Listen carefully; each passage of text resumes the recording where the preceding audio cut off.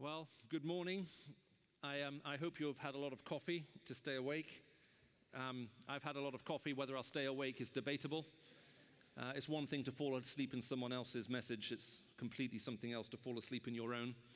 And so we'll be praying for a small Class B miracle just to make sure that we get through this next 45, 50 minutes or so unscathed, and indeed not simply unscathed, but hopefully actually really blessed as we consider something that this passage here has to say to us.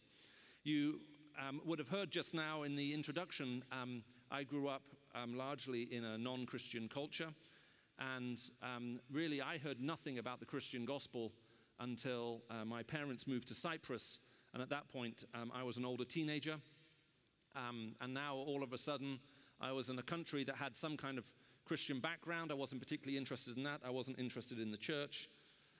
But I did meet some Christians who were missionaries. And I could tell straight away there was something different about them. Different in the sense of different to anyone else I'd ever met. Different in terms of how they lived their life. Different in terms of how they orientated their life. And whenever they spoke about God, there was a joy, there was evidence in their life that I simply hadn't seen anywhere else. Now, my own particular upbringing had, in one sense, been quite a privileged one, with the benefit of the best education, a lot of overseas travel, and for whatever reason, always raised in an area where there was a lot of money sloshing around, together with a lot of influence and power. And I can remember talking with one of my uncles, and he was asking me what I wanted to study when I went to university. And I told him I wanted to do a law degree. And I remember him saying, "Great, I'm so glad you want to do law. A lot of your cousins are all doing economics and business studies, which is good, but we need lawyers in the family too." And I remember looking at him and saying, "Uncle George, we don't need lawyers. What we need are psychiatrists."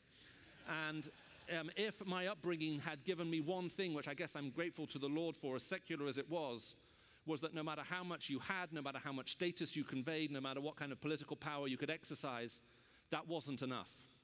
And so certainly, even though I had no answer at that point, I was sure that even if I had everything that I could see above me, all of my family's self-made millionaires multiple times over, incredibly successful, I simply knew that if I got that and more, that I was still going to be in trouble in one way. And it was in that context then I first got to meet Christians who'd sold up their homes, moved halfway across the world, and had come to share the gospel now where I was living. And what happened was, it's quite a long story, but to give you the brief version, I had quite a wild teenage time and got bored very quickly. And then someone suggested to me, a Christian missionary suggested to me that there should be a youth group where you got teenagers together to come and do things together and sort of just have, as I thought about it, just enjoy each other. And I thought, this sounds like a good idea.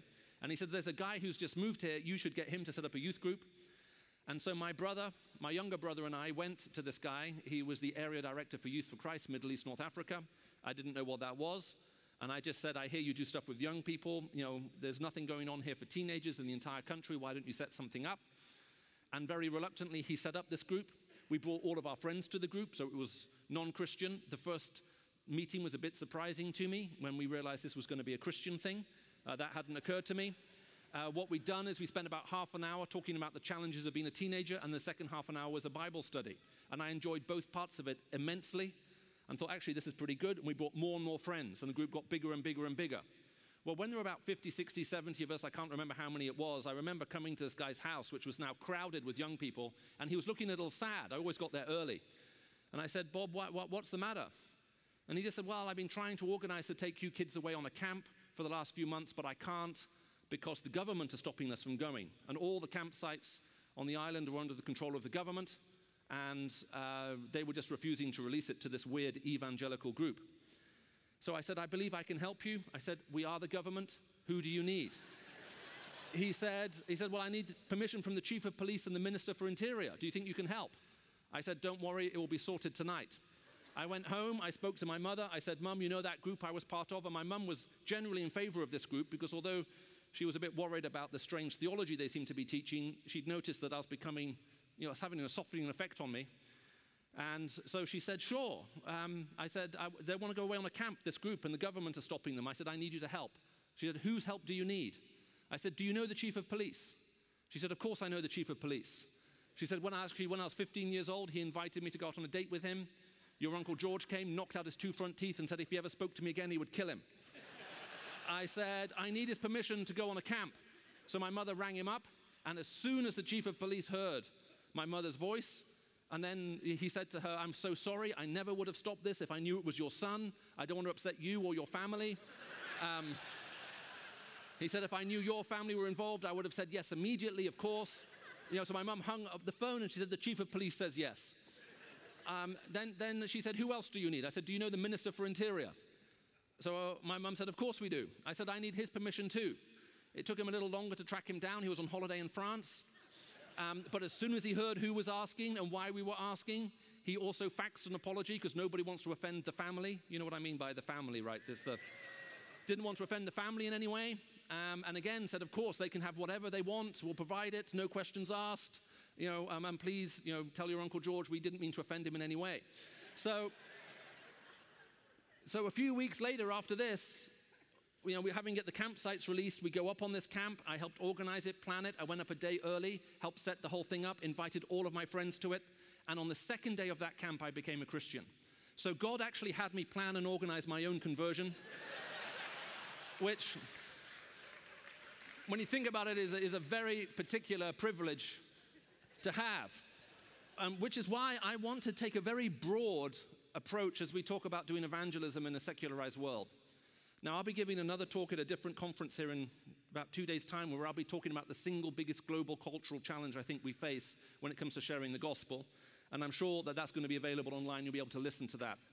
And in this context, I want to look at some of the feeder reasons as to why we've ended up in such a mess without unpacking all of that in detail, but then just come back to the scripture again, just about to help us recapture that scriptural vision for evangelism. Because there's anything that the church needs today is we have to fall back in love with the gospel, and we have to fall back in love with mission and evangelism all over again. Largely speaking, as I travel around, most people we're living in fear of mission and evangelism. That which is the lifeblood, one of the lifebloods part of the church, something which people so willingly went out and laid down their life for, we now feel so fearful of and often hesitant even to step into that. And I think it's partly because as the culture shifts so quickly around us, we quickly feel so disorientated, we're not even sure how to say what we want to say anymore. It feels like everything's been redefined, everything's been changed, and everything that we say is so easily misunderstood or twisted against us. And we are living in incredibly challenging times. We are now living amongst one of the most lonely generations this world has ever known. In the UK, they recently appointed a minister, a government minister for loneliness. Sadly, they only appointed one, which seems to be tragic in so many ways. But we are incredibly lonely as a generation. The more we're connected through technology, the more we realize that technology, far from breeding intimacy between us, seems to build a gulf instead. We have the technological means at our ends to achieve whatever ends we desire, but we haven't figured out what is actually desirable. And so for all of our talk about enhanced communication and connection, people are feeling increasingly disconnected. Now, I can't speak for this part of the world. Back in the UK earlier a few months ago, the BBC published the results of an academic survey which showed that the number one problem for people between the ages of 14 and 24 was loneliness.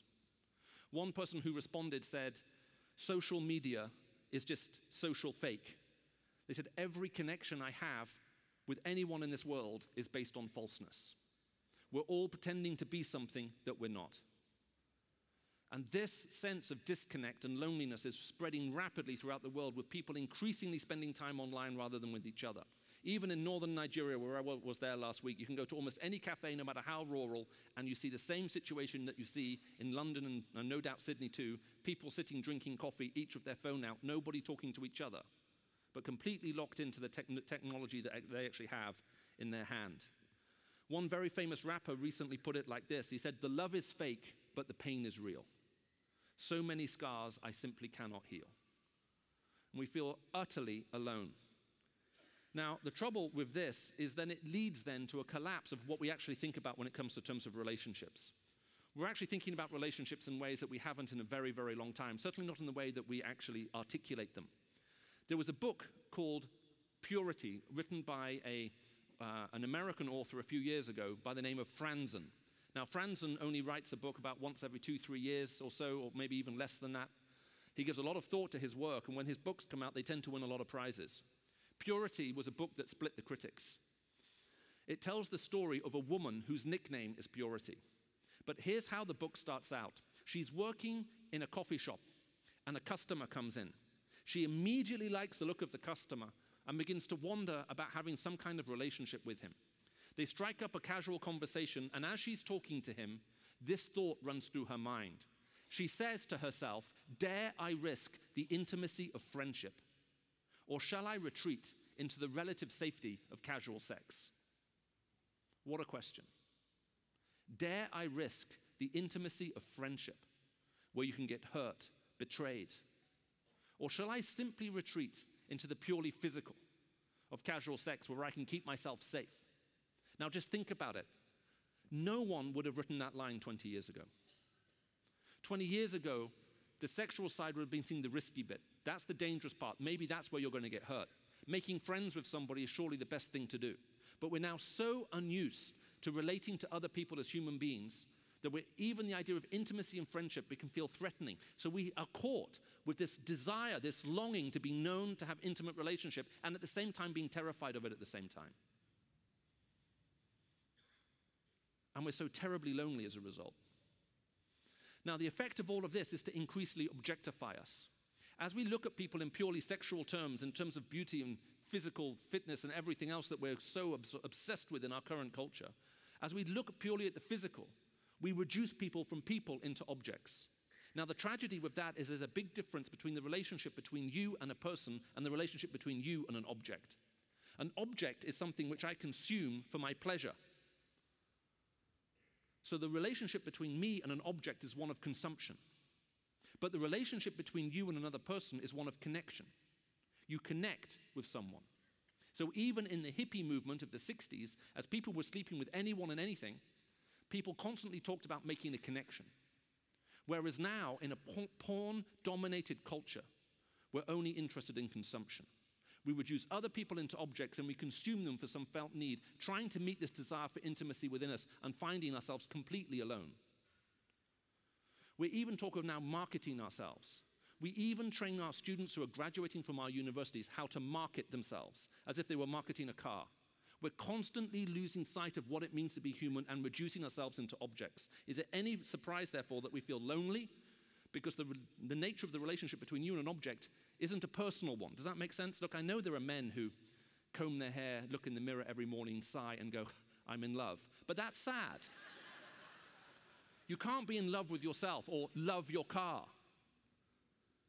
Love requires two personal beings at either end of the equation. But what do you do when the idea of a very person itself has been lost? So we're living in an incredibly lonely and also hurt generation, because the thing about objects is you use an object for yourself.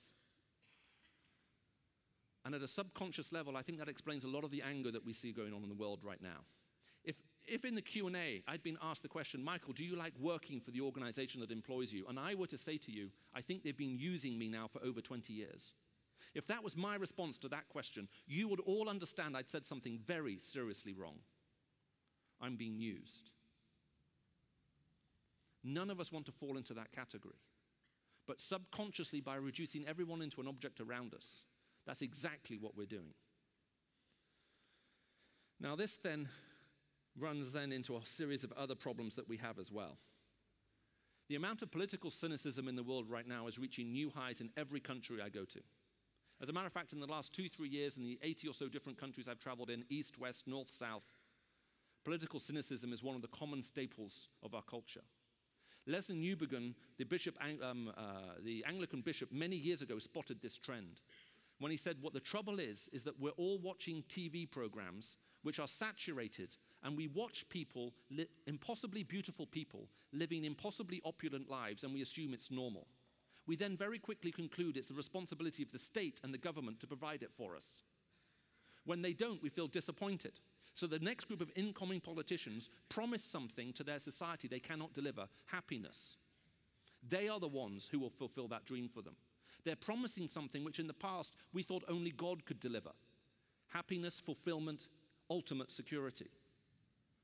So they promise something which they can't deliver, and then when they fail to deliver again, that level of cynicism grows, and we're just locked in that cycle. Well, we've been through that cycle so many times now where some group of people are promising something which they can never ultimately deliver. The levels of cynicism are an all-time high. Not that you in Australia would know anything about changing your political leadership regularly, but in some parts of the world, our patience is now so short, we just can't wait for anything anymore. Now, this feeds off another problem, and really all of these, every single one of these issues I'm outlining for you, if you wanted to go in depth, it would take me 45 minutes on each one to run through. But the next thing we then run into, which is also becoming a global problem, is we have a huge amount of economic cynicism in our cultures too. There was a very famous book written a couple of years ago by a French economist called Thomas Piketty entitled Capital. Now, I don't know if you've ever tried reading that book. If you haven't, you may want to think about buying it for a couple of reasons. Number one, it's 1,200 pages long in hardback edition. It looks very impressive on any bookshelf. Number two, being that heavy in hardcover, you can also use it for personal defense. And number three, the book is so large, when you die, they could actually bury you in it. Now, what Piketty says, although controversial at some points, but I think the heart of what he has to say is correct, is the rate of return on capital in global economies around the world has greatly outstripped the rate of return on income. What does that mean? That means if you're sat in this audience and you are what most people would call middle class and you have teenage kids, it means if you're in that category, the number one question you're wrestling with right now is, will my children ever be able to afford to buy their own home? It means that in every single major metropolis around the world, house prices and capital appreciation has far outgrown the rate of growth of income, which means even if you get a decent job, you're going to be struggling to provide a family house. Now, this deserves a huge amount of unpacking, but the result is you breed a generation that feels economically excluded from the political society of which it's a part. And when you start to have large swathes of a society feeling that somehow they cannot buy in to the economy of which they're a part, resentment and anger begins to grow. There's a growing sense of injustice and distrust, and historically it leads to civil war. So these problems are huge. And this growing sense of injustice, this feeling a sense of global anger, which has been evidenced all around us right now. So big is this distrust and this cynicism that 4 days ago, a German think tank published the results of one of the largest political attitude surveys done in recent times. They surveyed 125,000 people in over 50 different countries. One of the questions which they asked was, do you think your government acts in your best interests? And here's what's interesting. If you live in a democracy, because actually people in dictatorships are happier on this one, if you live in a democracy, the top 10 democratic systems in the world, as listed by this think tank, 64% of the people said never. My government never or rarely acts in my interest. And if you want to know who these oppressive democratic countries are, right at the top of the list are Sweden, Denmark, and other countries like that. There is whole-scale, massive political disillusionment at every single level. Now, because we think our problems are man-made and therefore can be man-solved, the solution to all of these things is one of materialism. So we're constantly asking ourselves only one question, which is how can we actually make the level of wealth within our nation grow? Now, there's nothing wrong with a nation growing in terms of wealth, but when that's the solution to every problem that's presented to it, it's going to fall far short, and it quickly collapses into greed. Now, what I find interesting is that Jesus Christ warns us to watch out for greed more than any other sin in the New Testament. Now, you may ask me, Michael, how do you know that? And how do you make that last statement with such authority? And the answer is, I heard Tim Keller say that, and as the new Protestant Pope, I know I can trust him completely.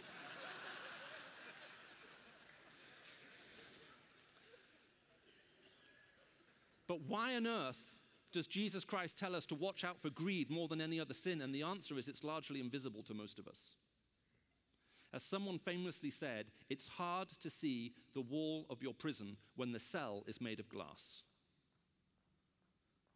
In other words, unlike adultery, which is very obvious, or murder, which is very obvious, do you know what I mean? I mean, no one sleeps with another woman and then goes, ooh, that's not my wife. In my sense, you don't get confused on that. It's obvious to you. Greed is largely invisible to us. When's the last time you heard anyone in your church or small group say, yeah, the main thing I wrestle with is greed? We have become an increasingly materialistic focused society. Now, when you add on to that the historical causes of disintegration that we have, that we've never resolved within our political economies, you see that we have a huge problem. Now, I want to start to transition from this into that parable we just read, because if I keep expounding all of these things to you, we're going to end this room feeling depressed rather than motivated for the course of mission. But let me just say one last thing very quickly on that last point too, about political disintegration. Another very well-known author who's won a huge amount of prizes in the last 30 years is a Japanese author by the name of Ishiguro. Now, Ishiguro wrote a lot of famous novels like Remains of the Day, which was made into a film with Anthony Hopkins. You may have seen that. And he publishes about a book once every 5 to 7 years. Now, his latest book, The Buried Giant, was hated by almost every critic on the planet. It was one of his first books not to be nominated for multiple prizes everywhere in the world. And if you read the reviews, you'll come to the conclusion it wasn't even worth reading in the first place. But Ishiguro's book, The Buried Giant, I think is possibly the single most brilliant novel I've read in the last 2 years. Here's why. In The Buried Giant, Ishiguro tells the story of this elderly couple. And the elderly couple have lost their memory, not through age. Their whole society has lost its memory. No one can remember back more than a few weeks ago. Everything after that is blurred. They can't even remember if they have children, but no one else can remember if they have children either. So this couple set off on a quest to recover their memory. And as they go off on this quest, they're joined by a young boy and a warrior and an old knight on a horse. And they set off to discover the source of national forgetfulness. And towards the end of the book, they finally find it. They finally find what is causing them to forget. And now they have the question, do we help our nation recover its collective memory or not? And as they're debating it, the warrior who is with them says this. He says, if you end the state of forgetfulness and allow people to recover their memory, quick-tongued men will make ancient grievance rhyme with current complaint, and the result will be war and mayhem. Quick-tongued men will make ancient grievances rhyme with current complaint, and the result will be war and mayhem. In the United Kingdom right now, there are 6 independence movements. As everyone traces back their cultural heritage, if everybody gets their own way, in a couple of years' time, the United Kingdom will be 6 different countries, not one.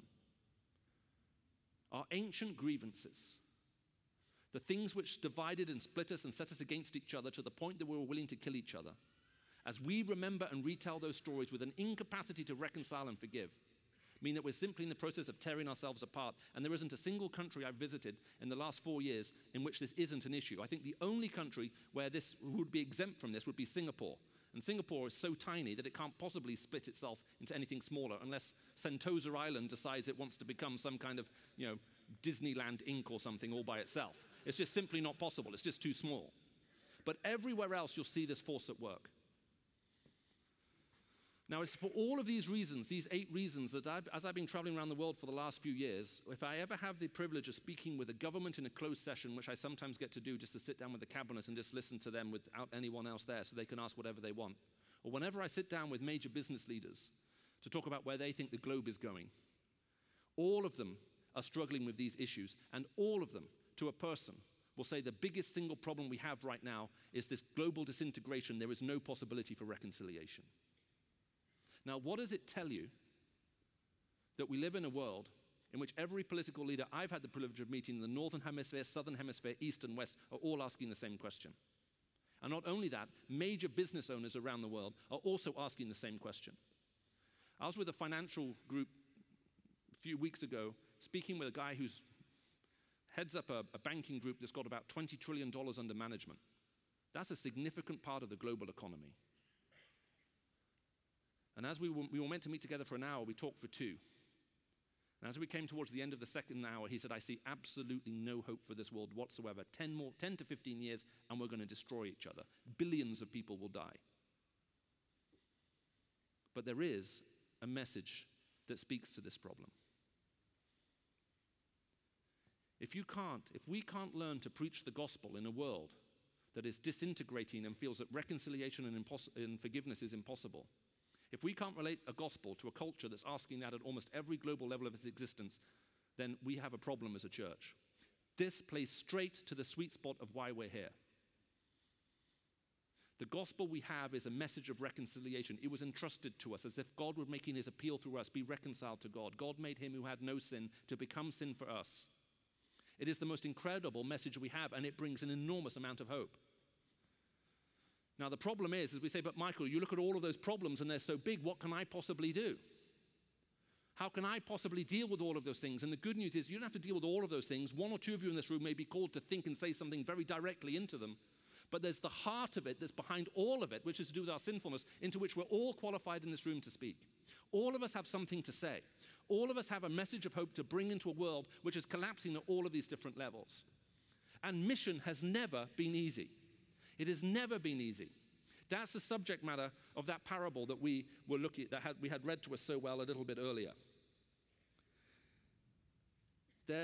We jumped in with the reading where the subheading divisions occur in Scripture, but actually this story starts a few verses earlier. Jesus is sitting eating in the house of a Pharisee, and someone's healed. That caused a lot of interest. And then they start talking about having a banquet, and Jesus talks about the fact and says, look, if you throw a banquet, don't invite the important people. They'll repay you. Instead, invite the poor, the blind, the crippled, and the lame. They can't repay you, but at the banquet of the resurrection of the righteous, you will be repaid. So they are literally talking about the end of the world. Jesus is saying, live your life in such a way so that when the end of the world comes, you will be repaid by God himself. Not by the people you help, but by him. And when someone hears Jesus at the table say this, they say, blessed is the one who will eat at that feast in the kingdom of God. Well, of course, you would be blessed. You would be supremely happy and filled with joy to find yourself eating at that feast on the day of the resurrection of the righteous in the kingdom of heaven. Well, you don't look that excited about that, but believe me, you should feel excited about that. We so often don't think about these things. I remember once teaching a group of theological students in Oxford, and I asked them, what happens at the end of the world? And they said, well, there'll be judgment, yes. New heaven, new earth, yes. And I kept asking, what else, what else, what else? After 5 minutes of me asking what else, there was quiet, and then someone said, a banquet. Now, for me, as someone raised in the Middle East, the banquet, the food is the first thing you think of, not the last. But here's the question, what kind of banquet? And of course, because they're bright, one of them goes, oh, a wedding banquet. And what happens before a wedding banquet? A wedding. Imagine you were having coffee with someone in the coffee shop just down the road from here.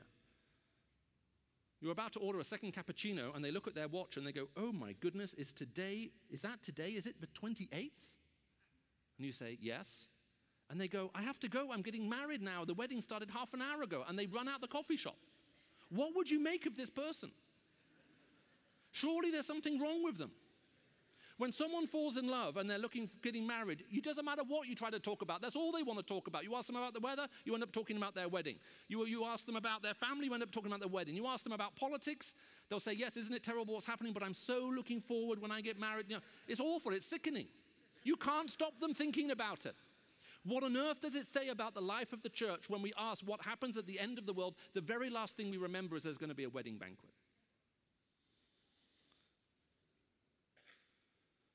So they're talking about the feast that will be held on that day. When God returns, there's a resurrection, and God holds a feast. So Jesus then replies, a certain man was preparing a great banquet and invited many guests. So they've just been talking about the resurrection of the righteous. Someone says, blessed is someone who will eat at that feast. And now Jesus tells the story of a man who hosts a great feast. Can you see the connection? I mean, this is a very obvious parallel. This is not a hard parable to interpret. They've been talking about the great banquet at the end of the world. Someone says, blessed is the man who eats at that great banquet. Jesus says there was a man preparing a great banquet. I mean, hopefully the parallels are obvious. Now notice that the invitations and the preparation of the banquet happen simultaneously. Okay, you can see that in verse 16. He's preparing the banquet and invites many guests. Why do you do that? Well, the answer for that is simple. In the ancient world, there's no form of refrigeration. You need to know how many people are coming, and you prepare enough food. Now, I can't speak to Australian culture. I actually understand there are some of you here who walk right across Asia. But in most parts of the world, hospitality is central to the culture. If someone comes to eat at your house, the last thing you want to do is run out of food. You can go to incredibly impoverished communities that some of you will have experienced, and they'll bring out the very best for you, and they'll keep feeding you till you can't eat anymore. So as the invitations go out, would you like to come? And people say yes or no. The preparations, the two happen simultaneously. The host is banking on his guests coming. If they don't come to eat, the food can't be kept for another day. It's either eaten or it's thrown out to be eaten by the dogs. But either way, it will be eaten.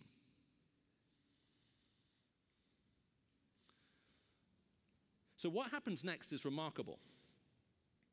At the time of the banquet, he sent his servant to tell those who had been invited, "Come, everything is ready."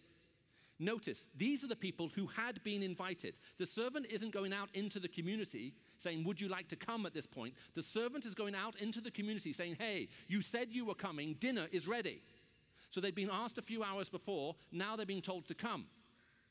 Now they're obliged to come. Now, in most parts of the Western world, the longer the gap between the invitation and you going, the more obliged you are to come. The shorter the time, the less. In other words, if you saw me today and said, "Michael, would you like to have dinner?" and I said yes, and then a few hours later I changed my mind, culturally, in most Western cultures, I can ring you very easily and say, "You know what, I know I said yes, I was coming an hour and a half ago, but something's come up. Is there any way we can do it next week?" And culturally, that's fine. However, if you invited me to dinner 3 months ago and I said yes, and then on the day I didn't really feel like it, it's very hard for me to get out of that invitation. Make sense? I'm obliged to come. Now, in most Middle Eastern cultures, it's reversed. You can promise to go to something ages in advance, it means nothing. But if on the day you're invited and you say yes, you have to go. Everything's been prepared, all the food has been prepared, you're now expected to turn up. Not to turn up is a big deal. So the servant is going to those who said, "Yes, I'm coming." He's ringing the dinner bell, ding, ding, ding, ding, ding, dinner is served. And they all begin to make excuses. So do you understand the significance of this? They had been invited, they had said yes, now their dinner is ready, now they're suddenly saying, "Actually, now I can't come after all." The first one says, "I've just brought a field and I must go and see it. Please excuse me." Now, what do you make of this excuse? Imagine I were to say to you, "Yeah, I know I said I was coming to dinner, but I've just brought a car. And I don't know if it's a Volkswagen or a Bentley. So I'm just going to go and look at it." I mean, what would you make of that excuse? There are only two possibilities. Number one, I am a moron. That word moron comes from the Greek moron. It means to be a fool. We translated it from the Greek into the English, moron. So either I'm a moron, or I think you're a moron. Because it's not even possible to do what I've just described. Between being invited to dinner and saying yes and buying a field, that's simply not legally possible. It's not like you can click on the internet and say, "Yes, I want this piece of land," and transfer the money. That whole process takes a long time.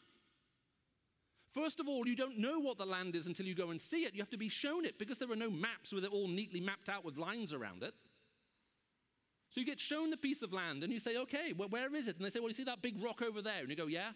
Well, if you draw a line from that rock and that tree stump over there, and then you follow the dry wadi bed that way, and then do you see that little ridge sort of running along there, and then it comes back up, that's the land. That's the only way you can see what you're buying. The buying and selling of land takes a lot of time. So someone saying, I'm going to go and look at it now. I know I said I was coming for dinner, but something else has come up. That would be like a boy saying to his teacher, "Yeah, I don't have my homework, the dog ate it." In a sense, it's stretching the realms of imagination and possibility. Now, the second excuse that the guy gives is even more interesting because he says, "I've just brought 5 yoke of oxen and now I'm going to go try them out." Now, you always buy oxen in pairs. You don't buy them one at a time, you buy them in a pair. You have a yoke that go across the back of the oxen. And the reason you buy them in pairs is if you're selling oxen, you have your animals and you have a small strip of land nearby and you have a yoke and you take 2 animals off, you put them on the yoke and you plow a line. Then you take 1 animal off, you put another animal on, you plow a line backwards and you see, do they carry the weight equally? Do they pull to the left? Do they pull to the right? You always sell them in pairs. So for someone to come along and say, "Yeah, I've just brought 5 yoke of oxen. I'm going to go and try them now." mean, we thought we met the world's greatest moron in excuse number one. But we now have a new number one, ladies and gentlemen. This person's even more stupid than the first one. This is like the boy who says, yeah, teacher, I don't have my homework, the dog ate it. And the teacher says, but the excuse you gave last week for not doing your homework was your dog died. Do you know what I mean? It's just, this cannot possibly be true. It's patently false. The implications of this are enormous. People who've been invited to attend the banquet of the resurrection of the righteous, when they are told everything is ready, or to put it in another language, the kingdom is now at hand, they all begin to excuse themselves from going. And their excuses are the most pathetic, ridiculous set of excuses you've ever heard in your whole life. A third one said, I've just got married, so I cannot come.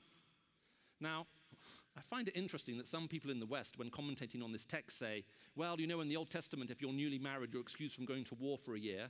And so, you know, maybe he has a good excuse. The guy isn't being asked to fight a battle. He's been asked to dinner. There is a big difference. Not only that, he said yes. The tense, the translation that I have here in my NIV is correct. To those who had been invited. They had already been invited. The servant went and said, come, everything is ready. He's not asking them if they want dinner. He's saying, you said you're coming a few hours ago. The food is ready. So what this guy is actually saying here isn't so much funny as it is incredibly rude. He's saying, look, I know I said I was going to come to dinner, but I now have a different desire, and it doesn't involve you, but it does involve my wife. So I won't be coming to dinner. I'll be doing something with her tonight instead. And this excuse isn't funny. This excuse is shocking. The audience would be shocked to hear this.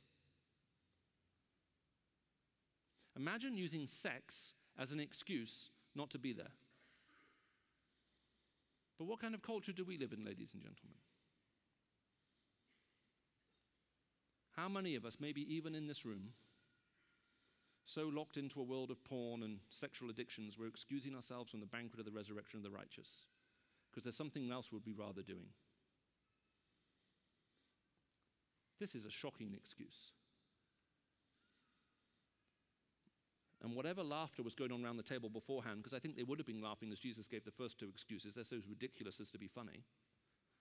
This is a conversation stopper.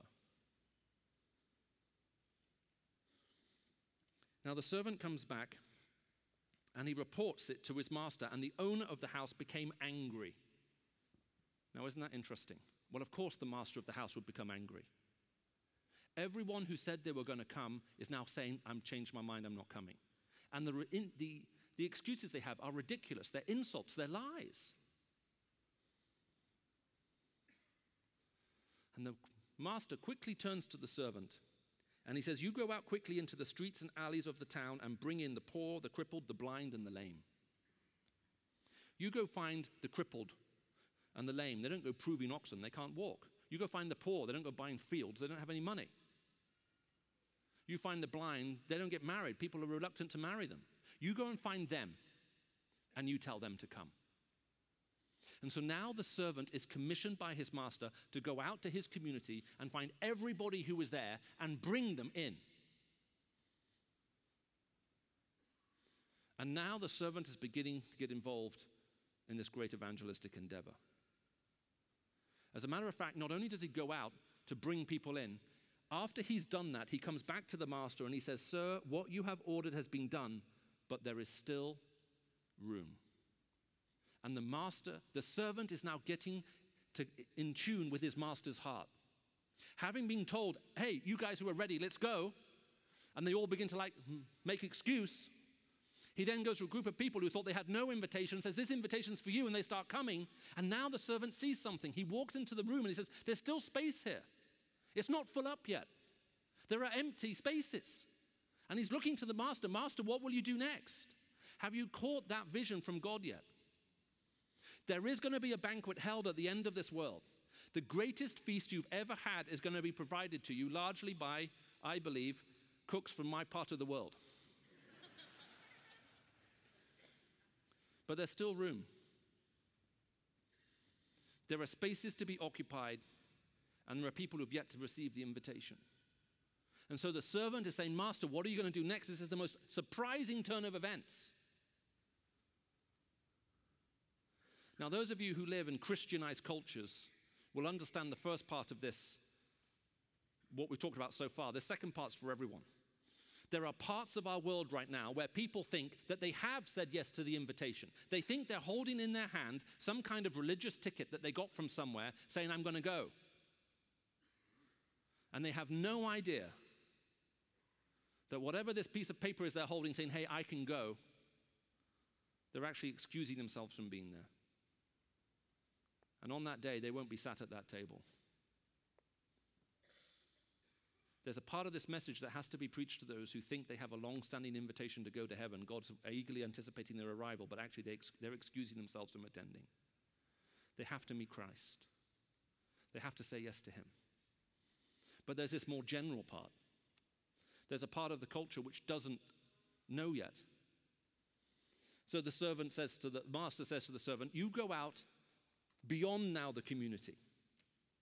You go to the roads and the country lanes and compel them to come so my house will be full. Now, let's just say a historical note here. This particular verse in Luke was used during the times of the Spanish Inquisition to justify a very interesting missionary strategy. You compel them to come. You make them come. So they took it literally, and they would find non-Christians and attach them to a rack. And as they were slowly stretched and pulled apart, not only did they grow longer, but amazingly, 99% of the people who went in professed Christ coming out. So not only were they taller physically, but spiritually, they're now professing to love Jesus. Now, hopefully, you and I would have a problem with this missionary strategy. Because however we exposit that verb, that's not what this means. This is not about somehow exerting physical pressure to make someone believe something. The master knows he's asking his servant to do a hard thing. This is not going to be easy. If the excuses from within the community who knew the person were so great, imagine what the excuses outside of the community will be. You're going to have to make them believe. The master's saying to his servant, you go out and be compelling. Your words, your actions, how you live. You have to make people realize this is for real. This is for them. You need to change them. Go. Make them believe this is for them. There are all kinds of cultural obstacles that we can anticipate with this command. You know, in some cultures of the world, if you receive an invitation from someone much more powerful than you, your culture requires you to refuse. You basically have to say, no, I'm not coming. You have no idea if your host means it when they ask you. This exists at multiple levels. I remember in my own family, all of my Greek uncles and aunts married English people. And the first one of my uncles to get married an English woman. They moved back to Cyprus, and when they're living there, they had a Christmas dinner. And what happens is you put all the food out, and everybody takes a small amount of food, because the host can't run out of food. That would be embarrassing. So what you do is everybody takes a little bit, and then you're meant to then you have to say to everybody, when everyone's finished eating, would you like any more? And everybody says, no, I'm completely full. I couldn't eat another thing. And then you say for a second time, please have some more. And everyone has to say, no, I'm full. The third time you say, please, just have a tiny bit more. I prepared all of this. I'll be so sad if you went from here and left all of this food behind. On the third time, you go back and you have 3 to 4 times more than you had the first time round. Because everybody's had something now. Does that make sense? You have some idea how much is left. Now you can really tuck in. She was completely unaware of this. So at the end of the main course, she says to everybody, does anybody want any more? And everybody says, no, thank you. So she stood up and cleared all the food away. Came back into a very silent room carrying a Christmas cake and wondered why everyone was sat there so silently. Sometimes the invitation has to be repeated multiple times for people to realize you mean it. There's a problem not just outside the culture, but is this even believable? Imagine you made this long distance and you're talking to someone now and saying, he wants you to come. And they'll be saying, well, who is this person? Why would they be interested in me? This happened a long, long way away from where I am. What's it possibly got to do with me? You're going to have to make them explain that this invitation is meant for them. It's real. It's not made up. It's not a fantasy. You're not crazy. It's actually true. It may sound unbelievable, but actually, no, it's true. It's real. And it is for them. In Luke 14, we begin to see something about Jesus Christ's own vision for mission. He already anticipates some of the problems that he knows we're going to have. There'll be those who begin to make excuses, and what they say is utterly ridiculous, and we're not to be discouraged by it. We're to keep going out to that community again and again and again, issuing the same invitation over and over and over. We're going to have to somehow make people believe that this is real and is actually intended for them. Now, the parable finishes with some very strong imagery.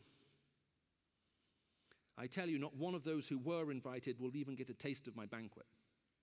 Now, the imagery is very strong because after you have your invited guests come, even the uninvited guests get to eat some of the delicacies because you can't keep the food, you just distribute it everywhere. And after that, whatever's left you throw out and the dogs eat it. So even the dogs taste it. This is not the wholesale rejection of that first community. This is a rejection of those within that community who absolutely refuse to come. And Jesus is very clear. There is coming a time when you will realize the extent of what you have done, and there's no way back from it. But the thrust of this parable in terms of us, you and I sitting here, is we're his servants. He's the master. He's putting on the great banquet. There's still room at his banqueting table. He's sending us out into this world, and have you seen the room that there is? There's space.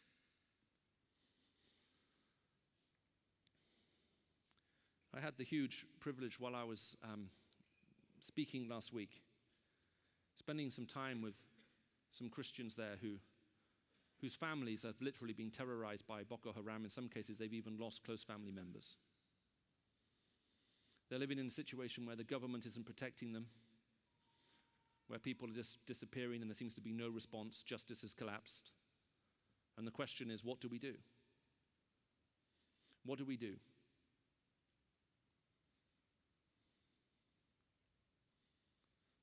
And the question has to come back to us. Do we believe that we're being called to go and reach even people like that with this gospel? Or are we going to write some people off and say they can never return? I'm actually beginning to wonder if in the Western world we've concluded that evangelism is so difficult it's not worth even trying anymore. Which is why we have to keep hearing again and again from the lips of Christ about the fact that he has a mission for his church. And he wants us to go. Several years ago, I was speaking in an Islamic country, and I got talking with this guy there, and this guy came to me and he said, Michael, I want you to pray for me. He said, I want to reach the people in my country. They're destroying my country. He says, they're literally blowing it up. So I prayed for him.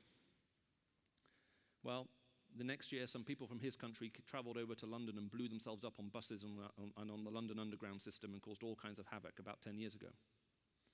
Shortly after that, he rang me and he said, Michael, I have an invitation for you. I said, what is it? He says, well, I enrolled myself in a madrasa for the last year to memorize the Quran and study the Hadith and learn Arabic. He says, I'm their best student. I said, that sounds interesting. He said, it's the same school that trained the people who did what they did in London a few months ago. That got my attention. He said, I've told them all I'm a Christian. I said, you did and you're still alive? He said, brother, they're very angry with me. I said, why didn't they kill you? He said, I gave a speech to the entire student body in which I said I'd come back with a friend and explain to them why what I'm telling them about Jesus is true. So I said to him, who's going to do that? And he said, you are my friend.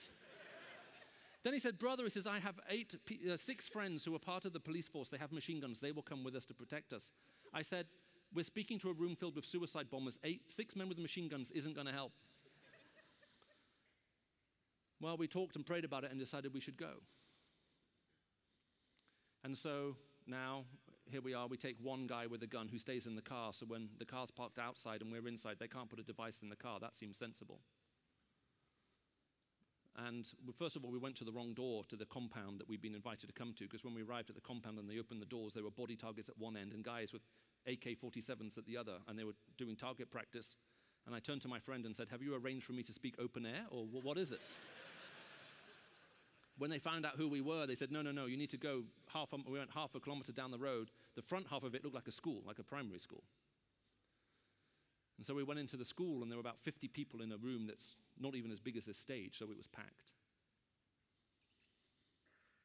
And as we got to the point of explaining about Jesus Christ and the cross and what actually makes forgiveness possible and how we can be reconciled to God, the people on the front row were about as far away from, if I stand here, the front row would have started just here, just over an arm's reach away.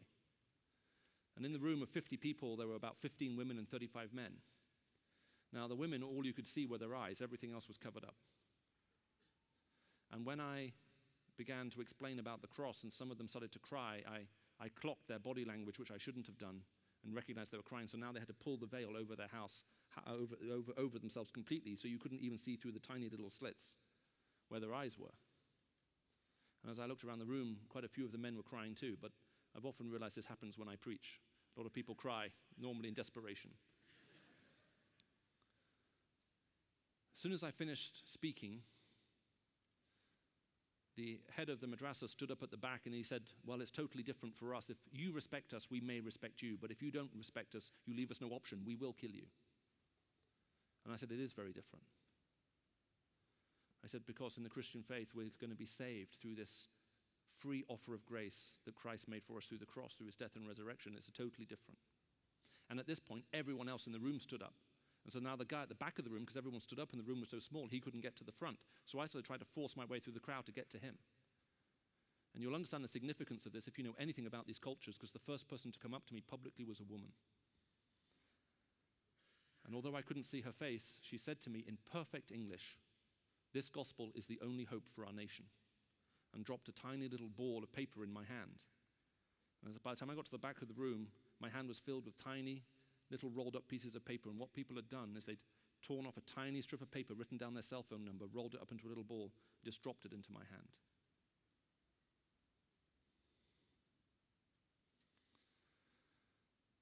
Now you think, I remember being encouraged by this, and by the way, these converted Taliban, they make excellent church planters, because they didn't join the Taliban to have an easy life.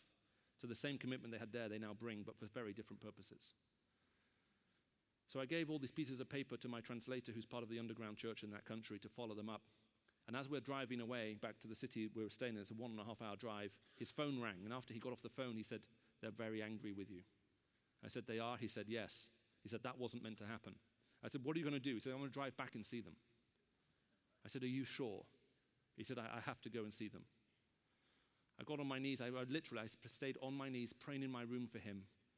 And after 5, 6, 7 hours, I still hadn't heard from him, and I began to fear for his safety. So I rang him only to discover he'd got home hours ago and was having dinner with his family.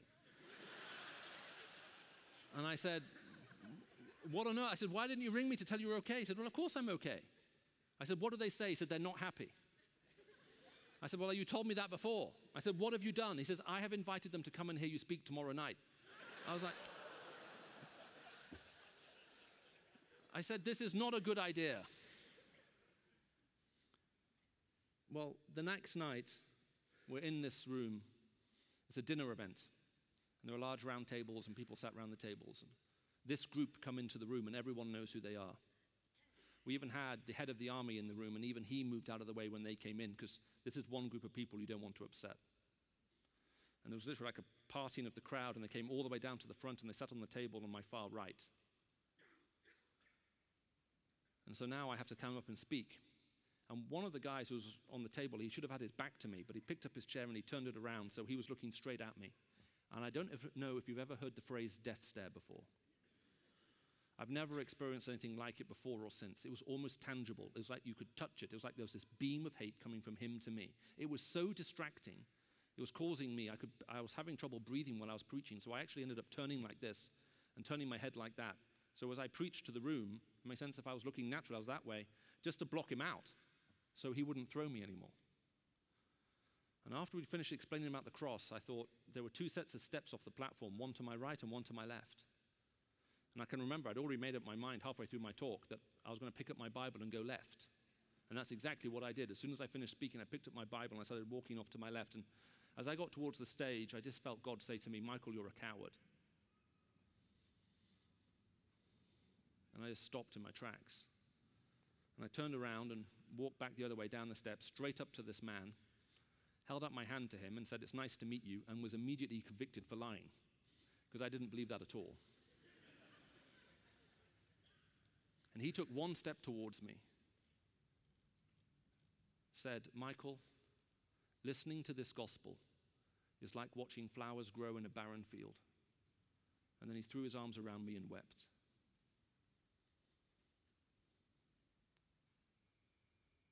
Who is it who you think is beyond the reach of the gospel of Jesus Christ?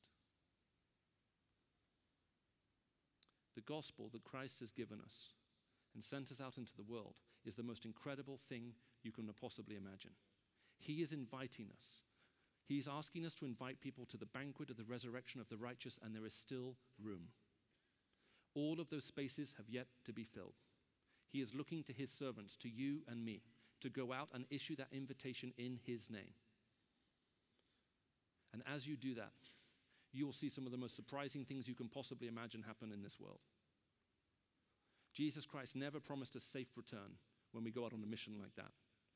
But he did promise that if we're walking with him, that's the only safe place to be. And he will take us to those he has to take us to. And whatever it may cost us, as that gospel takes root within that culture, those people will then take it on to others that we ourselves will never be able to reach and see. And that's the commission he's giving us now. That's what he's asking of us.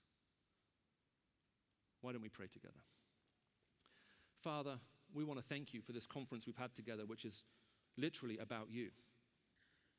It is literally about you, the air that we need to breathe, the spiritual life outside of which we have no hope and no life. Lord, you came into a world which was dead in its sin and transgression, and through your death and resurrection have breathed life back into it. And Lord, it's such a joy and a privilege to be part of that. Lord, as we sing about it, Lord, would you refresh our hearts and remind us again of the incredible truth and the wonder that there is in knowing you and walking with you. And Lord, at the same time, Father, will you open our eyes to the challenges which are around us and begin to equip us to respond to them. But Lord, far from being overwhelmed, Lord, by the myriad of challenges that we see, Lord, problems on a scale that are sometimes even hard to imagine or even get our own hearts and minds around. Lord, Father, we pray, Lord, may we be faithful to your call. Lord, will you send us, Father, where you want us to go? Lord, may we be like that willing servant who came before you. Lord, may we catch something of your heart and your vision and realize that there is still room. Father, may we respond, Lord, to your call to go out. Father, may we take that invitation, Lord, faithfully, Father, wherever we go. Lord, whatever hardship we may endure and rejections we may face along the way. Father, will you remind us again, Father, of this royal commission that we've been given. Father, may we delight in you. And Father, will you give us that great joy, Father, of seeing some say yes to you. Lord, that we may pray with them, that when we get there, Father, there will be people that we already know. And Lord, we pray, Father, more than anything else, Lord, that we may know that endorsement from you. Lord, that when we come to join you at that banquet, that you will say to us that we were faithful in our service of you and we did well before you. And we pray all of this in the precious name of Jesus Christ. Amen.